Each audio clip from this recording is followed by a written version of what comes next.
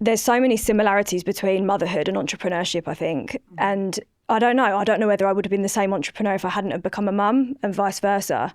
I think that it's made me so much more resilient than I kind of knew was possible, really. Alice owns a business called Little Prince, and it's now called Little Prince and Sister. She created a fashion line through the frustration of not having a great selection of clothes for boys. And I was being nosy on the website, click through, and there was a book a one-to-one call. Had to wait a month, paid £150. The best £150 I ever did, because the second that Zoom call started, I realised the synergy quite quickly between being a mother, having a business. It was an electric conversation. I'm so excited to bring her on the show and tell the listeners really about her determination, the highs, the lows, the vulnerabilities, in a really safe space. So Alice, welcome. Thank you. Welcome to the podcast. I'm going to start right at the beginning for us. I'd like you to tell me how it feels to see your own children wearing your own range. Oh, it feels amazing. Sometimes I think when you run a business, it's really easy to get caught up in like every single milestone, and every time you kind of get to a goal that you've set for yourself and then you reach it, you don't really give yourself time to process what you've done. You just want to move on to the next thing, like now. And I think we just came back from holiday and the kids were wearing their summer sets. The girls one hasn't even been launched yet because we've only just started doing girls wear. And I just kind of reflected for that moment when I was taking the video and thought, like, I actually can't believe I'm still here. Like, I can't believe I've still stuck at it for long enough to still see, Bertie's 7 next month, and I started it when I was pregnant. So, yeah, I mean, I think it just feels really empowering and, rewarding that, I'm still in the business and it's still going and it's growing, month by month. And as my kids get older, there'll be a time where Bertie doesn't fit in the clothes anymore, and that's kind of sad. Rearrange too. Yeah. I want to take you back to that one thing you just said was empowering. Mm-hmm. Explore that for me. When you set out to launch a business, I don't think, I was so naive to what it actually takes to get it off the ground, to keep it running. And I think that from a kind of a more sort of basic level, I guess you've got two ways to get a business off the ground. You can either get investment or you can bootstrap. I chose to bootstrap, and it has been incredibly difficult to kind of keep it going and to keep that fire inside the business that keeps it running month after month. And I think when you kind of take a step back and realise that I had no idea how resilient I could have been, and that's the kind of empowering point. I think that so many people have got that potential inside of them and they don't use it because they think that they worry that something's going to go wrong, or they worry that, what's such and such going to think about me if I do this, if it fails. Who am I? Like, if that happens, what's going to happen to my family? And I think that, yeah, it's very empowering to have done that and to get out of the 9-to-5 world that wasn't empowering for me at all. I knew that there was something in me that was telling me to kind of go for it. And at that time, I didn't really know what that was. You can't pan it out. You can't see the future, can you? You don't know what the business is going to be like in 1 year, 2 year, 3 years time. And when I was sitting on that beach in Mauritius deciding to start something, all I had was the name, and I didn't have any products at that time, but I could already visualize the website, and I sort of knew what angle I wanted to go in and what area I wanted to take it. But essentially, it's just you and your mindset.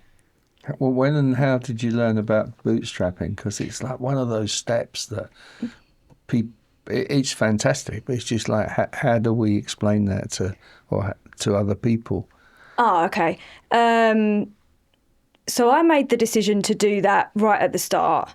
I think that when the time came where there was a possibility to get investment, after a couple of years of proving that the business had legs and was making kind of consistent sales, for me, the whole reason why I left my 9 to 5 or wanted to leave my 9 to 5 was because I wanted to be free. I wanted to have that kind of control over my life. And I'd heard kind of horror stories about investment. And I think that's not to say that would happen. I don't know what would have happened if I'd have gone down that route. But I just wanted complete freedom. And I think that as founders, it's really important to always check in with yourself about what is making you happy. Like if you're unhappy enough to leave a 9 to 5 and to take that leap and to put yourself out there, then you may as well create something that you love and that makes you happy day to day, because it is all consuming, and running a business is not easy. It's not as glamorous, I think, as people think it is. And I think that for me, that decision was always quite an easy one, and still has been to this day, because I just don't want to have a boss or someone kind of with that essentially kind of control over my decisions. And I think that it's really easy, especially in the world now of social media and how everyone shares everything online. All business owners tell you how their business is going, and they'll always share the highlights. And I think it's so easy to get caught up with the Joneses and to think like, oh, maybe I should get investment. Maybe I should grow it to however many million a year. But would that make you happy when then you've got, you'll always have a set of issues. This is what me and my husband always say. You bootstrap and you've got the issues with cash flow and, making sure that every single launch is successful, because essentially you are using that money to drive the next area of growth. Whereas with investment, there, I guess, isn't that much pressure on that, because you've got to float all the time. But then you have the other side of it where you've got people's opinions. They might want you to launch a different product that you don't feel comfortable with. So you have stress either way. And I think that the founder's job is always to make sure that they're doing what feels right to them and not what they think they should be doing based on what other businesses are doing. But there again, there's always... things always change, and who knows what the future holds. But up until this point, I've chosen bootstrapping. There's an interesting part you said, which I'd probably mimic in some of the conversations I'd have, but you didn't want to have a boss. So how do you think that you, as a boss, by taking that medicine and saying, I'm going to do this, you are as a boss? How do you think that reflects in your workplace? So there's a few things that happened in my corporate life that, for me, I just completely disagreed with. Like I think when I became a mum, I actually don't understand how mums are meant to do everything. I think that for me, when I became a mum, like the mental kind of strain that I went through was so big, and I just didn't have any idea. I think that you go to these NCT classes and they tell you how to have your labour, and they tell you what contractions feel like, but they don't tell you how you're going to feel once you've had the baby, and how your life will be just completely turned upside down. And I think that when you then go back to work, you are a completely different person. You're never going to be the same. And for me, whilst they were kind of flexible, a few things happened when I'd gone back that I just completely disagreed with, and they made me feel really kind of like an outsider, like I just wasn't really part of the team, or like I'd maybe done something wrong. I don't know. Maybe it was me, but I now use that, and everyone at LP has complete flexibility. Like I'm really, I give everyone a lot of autonomy. Rosie, who works for LP, she kind of manages her own time. I would never make her feel like I'm sort of watching her work. And I think that output is so much more important than presenteeism. And I think that if more employers were to just take that stance, that those kind of early years of motherhood would be much easier for people. But I think they kind of expect you to go back and just be the person that you were before, able to sit there from 9 to 5, not worry about your children. And I used to feel guilty about leaving at 5 o'clock to get my train. Like, it's just, maybe that was me, maybe that was my own doing, I don't know. But I remember just thinking, it's 5:02, and if I don't leave now, I'm not going to make that train. And then I'd miss it sometimes. And for what? Just to sit there for another 20 minutes and pretend to work. Well, you've raised a really great issue, and we need to get that message across to men. Babies are coming along, and you're saying that you're changed. we need to get that message over to men, or everybody, of course, as well. Employers, yeah. Well, absolutely. Very good point. As in, you're never the same person. Well, I think just do men realise that? No, maybe not. No, I guess not. No, I mean, I didn't even realise. I think as a mum, then you feel really guilty afterwards. Like, I remember meeting up with an NCT mum, and our babies were both, I don't know, like 5 weeks old or something. And it's really funny because she and her husband or partner, they hadn't been trying for their baby, and we had. And I just remember feeling completely all over the place. Like, I had no idea who I was. I just remember thinking, oh my God, what the hell? And I met up with her, and the first thing she said to me was, oh my God, doesn't it just feel so natural? And I remember thinking, like, no. I went along with it, and I was like, oh yeah, it's amazing, isn't it? But I was just completely lying, because for me, my life felt like it had been completely turned upside down. And I think that so I'd already been working on Little Prince as like a side business. I don't even think I'd made any sales at that point, but I'd been building this Instagram page. And I think that at that moment, I felt so all over the place that having that kind of job, so to say, really kept me grounded.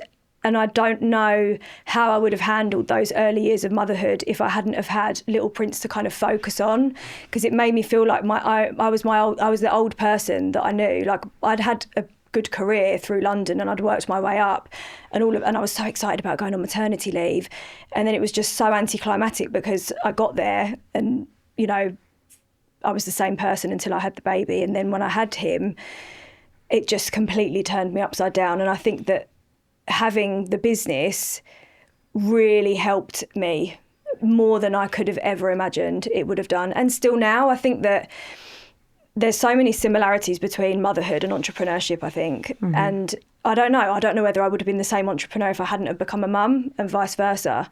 I think that it's made me so much more resilient than I kind of knew was possible, really, in both ways. It's so strange, because I feel like, well, I mean, we know this when we met, but I feel like I listen to myself when I speak to you, because it's very similar stories. And obviously Gary was a big part of my breakdown. And Gary raised Alfie, my firstborn, for 10 months of his life. We lived in his basement. It was a good time for us, but we recognise what Alice is saying, and actually I truly believe that the businesses, I wasn't sure whether the babies made the business or the business happened because I had the babies, and which way round, but either or, it became my safety net. And actually I understand my parents better now than ever before, because I think you probably had a similar. And also you had the transition from corporate life into, one day that when you decide and tell the company that you're leaving, a huge day. I'll remember it forever. What was it like? Again, really anticlimactic. I'd been building up for it for ages. I think the business wasn't really ready, but it was COVID. So there really wasn't anything to kind of spend a great deal of money on at that time. We couldn't do anything. But, I just knew I was due to go back after my second maternity leave, and I'd wanted to kind of hand in my notice the first time round, but the business was nowhere near ready. And so I left it for another year. We had our two kids there was only 2 and a bit years in between them, so that my maternity leaves were kind of back to back. And there was like a big away day type thing, and I was meant to go on it. So I ended up leaving a little bit early because I just didn't want to go on this away day knowing that I didn't really want to be there anymore. So I think I just decided that the worst that could happen would be that I try it and I could get another job. And then as soon as I kind of handed in my notice and I had that flexibility and that time at home, I just knew that I'd never go back. And I just vowed to myself that I would just make it work. So I lived so frugally for about 2 years, really on not much money at all. I think another thing that I, as myself, didn't really understand was how much money you have to pump back into the business every single month just to keep it kind of going. And your needs essentially come second to that if you want the business to grow. So, you know, there were times where I'd been someone who'd always really loved going and buying really nice clothes and going here, there and everywhere. And that just all had to completely stop. I think COVID really helped because there was nothing really to do that cost a lot of money. But for about 2 years, I remember it being quite difficult and thinking, what am I doing? There's a point, I think, I always call it the valley of doom. Like when you start the business and you're still employed, it's all amazing because you're still getting your monthly salary. You've got all that inspiration, you can see all your ideas, and it doesn't really matter if they don't work because you've still got your safety blanket of your salary coming in. The only thing that you do have is like, you don't have much time. So I was getting up really early in the morning and working really late in between my kind of job. And then when you quit, I don't know what happens, but you're just so obsessed with the sales because that's essentially your money coming in. And then it just went like this. And I think that so many people quit in that bottom bit because it is hard. You have to keep showing up every single day, even when, and it's not fun in that point, I don't think, because you think, right, this is it now. It's not just a hobby. This is my livelihood and I've got children to support, you know. And then you go back on the way up and then, you know, the business works out and you end up being back where you were and you've got all the other benefits of being an entrepreneur. So, but I do think that so many people kind of quit in that bottom bit because I don't know any businesses that just go like this. And when you have to start taking a salary out of it, that's quite a big outlay for the business if you've never taken one before.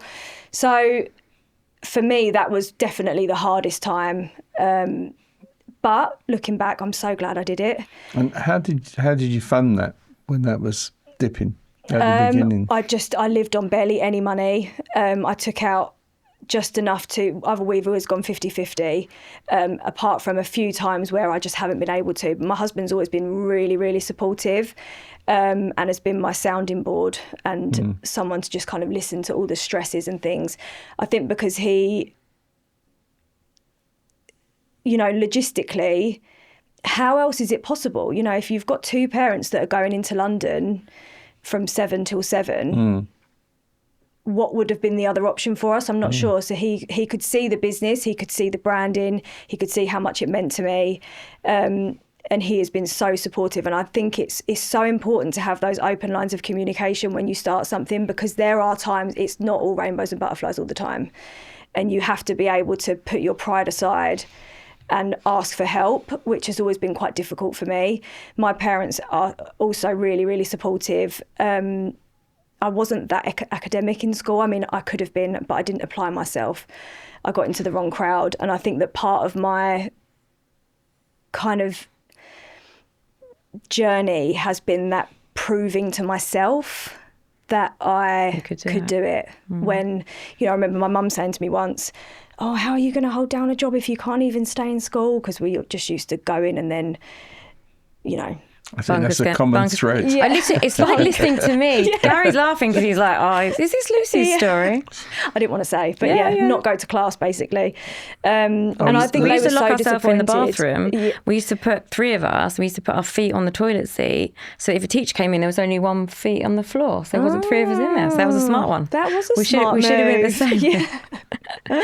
Funkin' assembly. I think you got an O level in playing truant. I did that as well. So she was excellent. Well, I went to first year of sixth form and then was asked not to return. Oh, I love that. So yeah, that's an award in itself. Yeah, and I think, and my brother did really, really well in school. Now lives in America, has an amazing job, really good career, and that started from quite an early age. And I was 5 years younger than him, and I think that I just wasn't interested in school.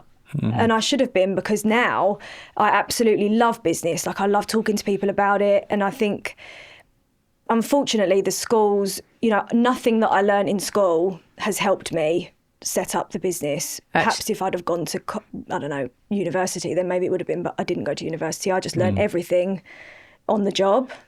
It's quite nice that you said how important the your husband. So a support network is really important. So important. So you cannot do it all on your own. Bringing to the table. Yeah, you can't do it all on your own. There are times where it is so hard. You know, if you make a mistake, and I've made lots of mistakes, they will cost you in money, time, stress, normally all three. And relationships. And and then you're like, there's times where I know I'm not being present, and I think that, you know, I was saying to Matt the other day, I feel really guilty because a lot of the stuff that we do at work is like content creation for kids' parties, and like we do a big Easter thing, we do a massive Christmas shoot. Then when it gets to it for my kids, I'm just exhausted and I don't want to see another prop like for months. We don't do anything for Halloween. You know, Christmas is quite simple. And then I feel really guilty, like, oh, I'm giving all of the effort for the business, and then the kids don't get that same kind of Easter tablescape. And then Matt was like, no, that's just ridiculous. They don't need that, but they do need their mum to be happy in work and happy what they do. So, you know, I think that, you can't do it all. There's just no way. It's like becoming a mum. The people who have the biggest support networks, I think, are, I mean, I don't know, this is just my opinion, but if you've got a little bit of time for yourself, you're going to show up much better for your kids. And I think on the business side, being open about your struggles and how things might have gone wrong. You know, if you do a launch, for example, and it doesn't sell as well as you think it's going to, then that's your entire following 6 months that need to be changed because you haven't brought in enough cash to plan what you wanted to do next. So, and that is kind of an ongoing thing. And having those open lines of communication, I think, are just really important so that people know, so that if you have to ask for help, they're not completely surprised. You know, people know, I'm happy to take people along with on the journey with me and say, you know, I've made this big decision, I've made this big investment, you know, help. Let's see what happens. Buy my stuff. Yeah. So there's something interesting you said. I watched your body language change slightly when you said about big mistakes. So like, talk me through one of the biggest mistakes and how you came through that.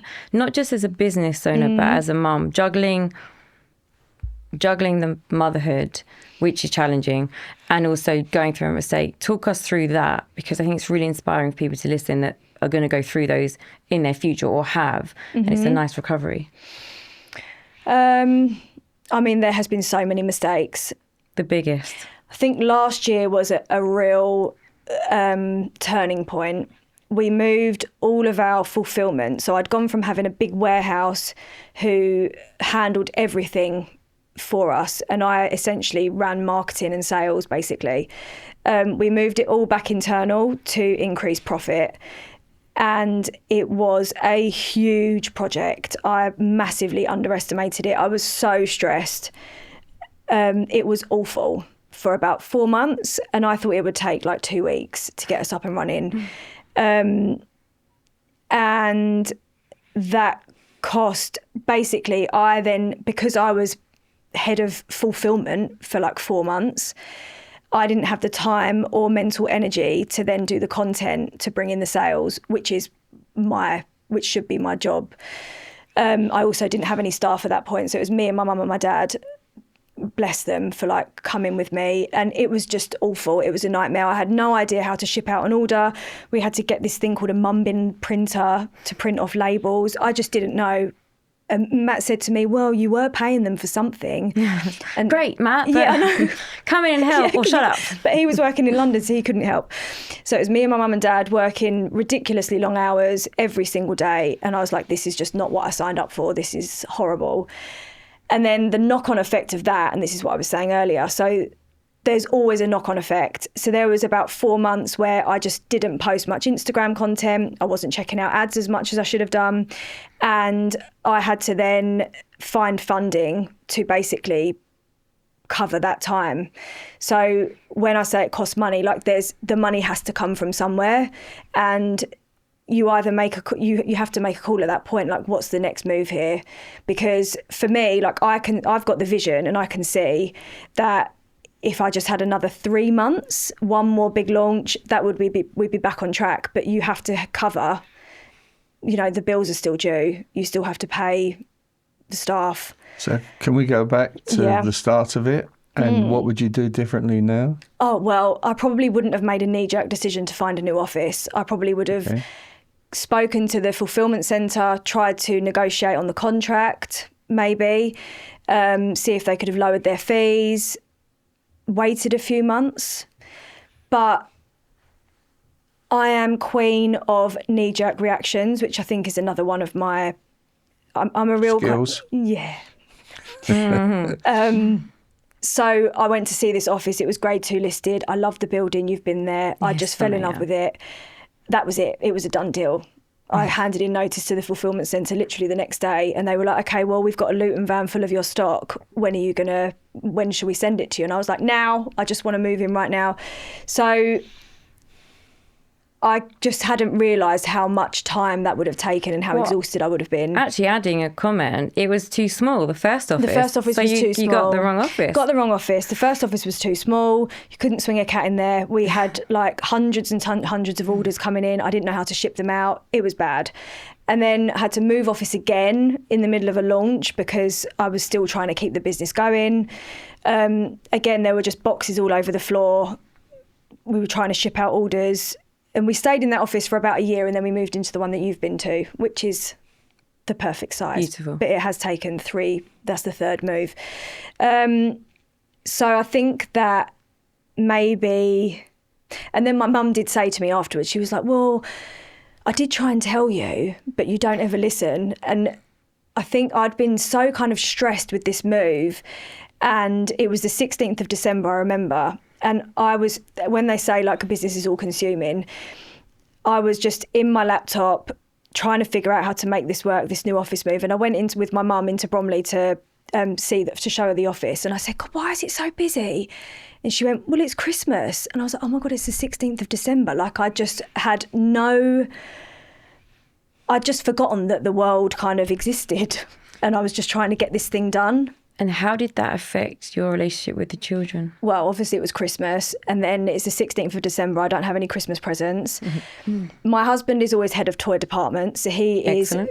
He's very good with the toys. But he was still working at that point, full time in London, so he didn't really have that much time. I think that really looking back, like we both left our stable jobs at the same time. So he left to set up his own business in June 2021 and I was September 2021. So we both did it together. And I think maybe most people would think that we were crazy for doing that. But I think it's really made us kind of appreciate what the other one's always going through, because most people don't get it. Mm-hmm.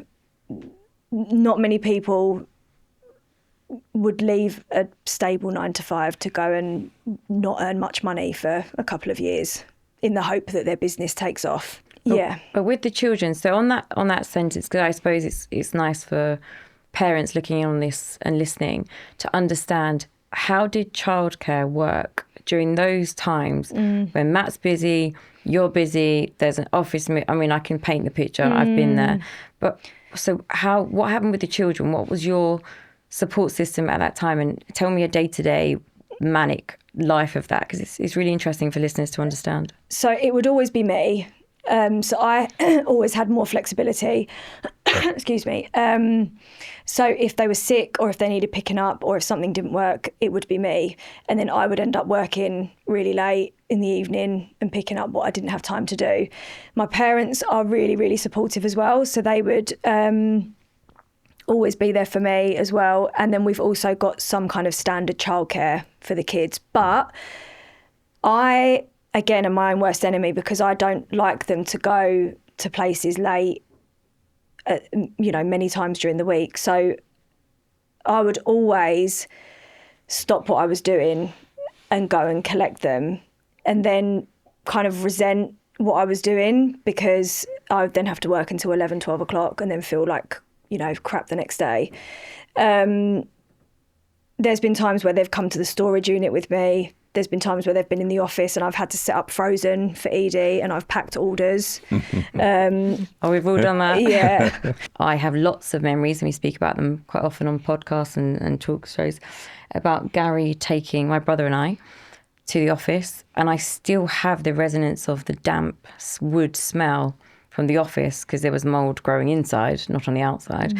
And we'd take bags of the floats home for all the boats.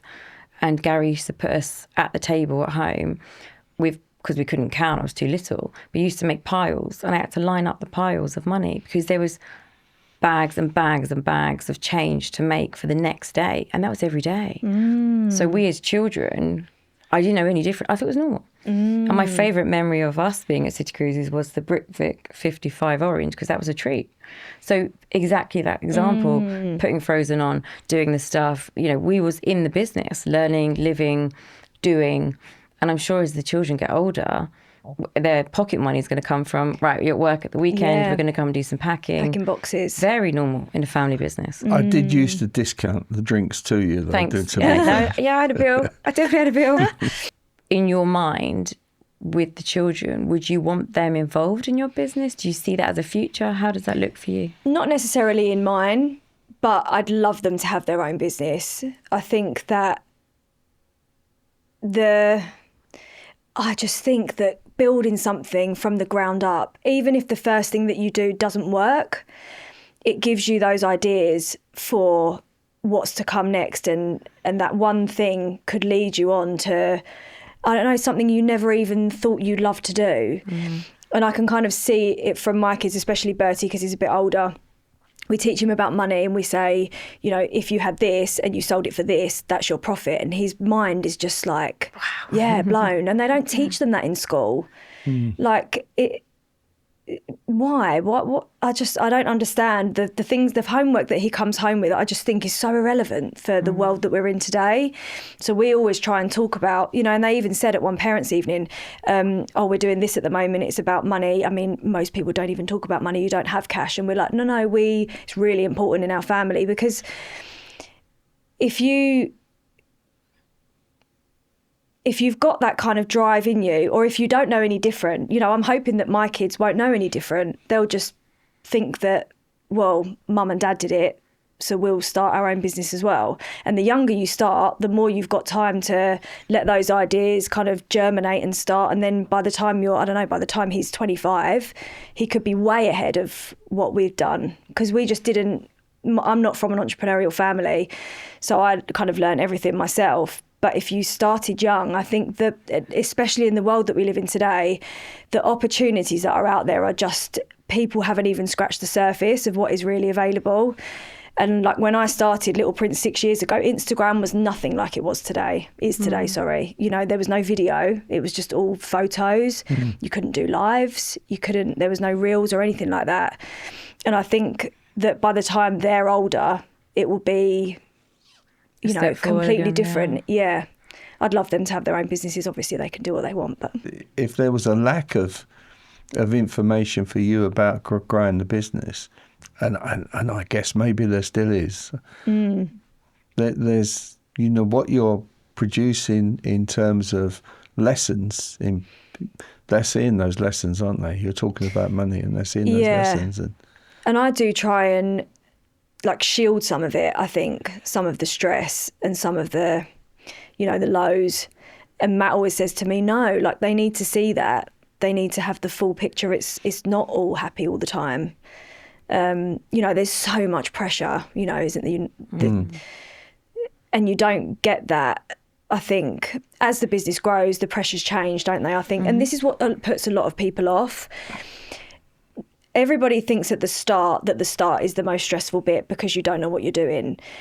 But that stress never goes away. It just changes over time. You've got the stress of cash flow, then you've got the stress of paying people, then you've got the stress of something didn't go well, then you've got the stress of, I don't know, however it goes up from there. Fulfillment, yeah, inventory. When we moved into the office, when we handled everything internally, I think at that point I was like, this isn't just me running down to the post office anymore with Bertie in the buggy, because I hadn't seen any of that for the 3 years that the fulfillment centre did it. It was just, orders are coming in. Oh, that's nice. And they're just handling it. Yeah. And then it was all of a sudden on me to get the orders out. Yeah. And then the growth, I think... Some of the little bits and pieces, because just when I visited your amazing showroom, the bits that I can see that you've learned is things like we spoke about packaging, for instance. So, when you first start your business, you're like, I want branded boxes, I want tissue paper, I want this, and fulfillment could do it. When it's you're like, let's just get the boxes that come. Then you found the tape. So the tape was better than the printed boxes, the time. So just that growth process, actually what you did was have a process of, if my business order goes above X, then I need to find a second solution. And you did that. And that is just such a huge thing that made your business so much easier and amazing. And I realized when you were talking about small things inside the business, you had no idea you've even created them. No. But actually, as a manual, what an amazing idea. Because I actually said to Gary, went to see Alice at LPNS, and instead of getting these boxes you send out, why don't we get the tape? And he was like, oh yeah, great idea. So I think amazingly what you don't realise, and it's a real tick point for you and to be proud of yourself, is the learnings you've had have created some immediate processes out of pressure. So it's nice to have the wins. Yeah. Most of it comes out of pressure, I think. Something's always gone wrong. And you just have to think on your feet and think, well, this solution is what we can get right now. Let's just run with it. People would rather have this than not have their order, and then you just refine it later. So what's interesting there is you've got so much knowledge. You need to get that down, and that's what I kind of did. So that's why writing the book was just so important for me, just to get that knowledge, that information, that story, because it can help other people make that decision on going into business. And the one thing this country needs is people like you starting businesses, and because the one thing that happens is you employ people, and that has to be good. So get it down on paper. Yeah, I hope. Well, I put it all into a course. Good. So now it's in this digital format where people can pay for the information. Fantastic. And then learn it in their own time. And I really hope that I would go to these trade shows and other people would ask questions. And I realised that I was probably only like 2 or 3 years ahead of them, but that they were just soaking up all this knowledge because it was just that bit further ahead. And I hope that those courses help people to kind of, launch something of their own and know that just starting it is the most important thing. I couldn't, if you'd have said 5 years ago that's what I would have done, I wouldn't have believed you. But month by month, it just keeps going. And month by month, it gets a bit bigger. And you're still learning. Yeah, 100%. It never stops. No, it's exciting, isn't it? Yeah, there's always a stage. And I think that's one of the things that no one ever wants to be at the beginning, but everyone has to start from the beginning. This new business that I've started, I'm a complete beginner in it. And you have to learn all the marketing again. And I think it's a tiny story that I really love to explore before we have to wrap up. But so I don't even know that Gary knows. So how I met Alice. So Tiny Trends has been obviously our brand that we've been building, our online marketplace for children's products, and it's been building for 5 years. And I know about LPNS. I bought from them. I was like, I love them on Tiny Trends. It's a great look. I understand the actual reason, we haven't spoken too much about it, but why the founding, why the business started. And I was like, oh, God, Alice, messaging Alice, LinkedIn, liking all her stuff. I was thinking, so I found her courses by accident. I was like, amazing. Booked a call. 2 weeks. I was like, I'll wait 3 weeks, 4 weeks, doesn't matter. Booked it in. So Alice came on to kind of do the, inventory and take me through the introduction. I was like, before you say anything, I'm about to pitch you. It's the first time this is ever going to happen. I've paid you to listen to me, so this is great. Oh no, so I have my spiel. Yeah, and you were like, oh wow, like you're ready with your script. And I was like, hold the script. No. And that was it. And when we spoke, I realised, what an amazing business you've created. What an inspiration you are. Honestly, like for people out there that have been in your position, and I know we've touched a little bit on that the journey of motherhood wasn't probably as easy as you'd have painted and wanted, and we really resonate on that. But I think congratulations. I'm really proud of you. Thank you. The listeners are going to be proud of you, and we're all going to be rooting for the journey. Amazing. Yeah. Thank you. Thank you. You're very welcome. Wasn't it fantastic? I love Alice. I love Alice. It's brilliant. That's a whole new brand. That needs to go on LPNS. I love Alice. Isn't it journey? Isn't it the journey? It's exciting, isn't it? But how exciting to have that golden handcuffs, working in corporate life, and we've seen this before. Mm-hmm. Working in corporate life, making that decision to leave, the safety of the 9 to 5 and the income, and then to challenge yourself to go and do something that she has no experience in as well, and learning on the job, and school, academia was not part of the journey anyway. Mum and Dad coming to the rescue. The safety net. Asking not to return to sixth form. I mean, it's like listening to me. It's brilliant. I mean, I got kicked out of boarding school at 13. Let's not talk about that because I think it was expensive for you. Yeah. I relate so much. When Alice and I first connected and I had to book and pay for her time for that, I felt the resonation between her journey as a mum, my journey as a mum. I heard her in a different language.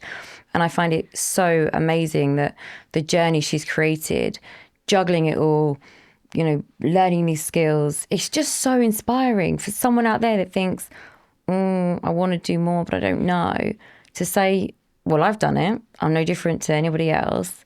You just got to believe, and actually empowering people around that. It's just such an amazing journey. And the journey that women are having now, because they're becoming entrepreneurs, raising a family. And I remember my mum, when I was a child and mum was going to work, and women didn't get anywhere near the same pay that men got, and how that's changing. But we still need to, it's interesting what she said about then going back to work and people not even understanding and how much she changed. And what I've actually realised, we've had a lot of female founders through the door, but understanding that the journeys are so similar and the pain is... So there is definitely learnings there that we could definitely help people that haven't done it to go through. And I think it's just what an amazing story, and how exciting for the next 10 years of her journey. Well, I'm tuning in because I want to know. Yeah, I want to know. And to encourage other people, get into business, but get a great support network around you. Yeah. And to be that, I don't think, because some people don't have family and friends at that level, you can also join various societies, and I think we should probably do some research for the listeners and suggest some Chamber of Commerce. I think you're right. We need a community to help do exactly those kind of things, isn't it? Well, if there's any groups out there that want to come to us and have a chat with us about helping our entrepreneurs grow and be supported, then we'd love to hear from you. Yeah. Super exciting. This is it. I love Alice. I love Alice.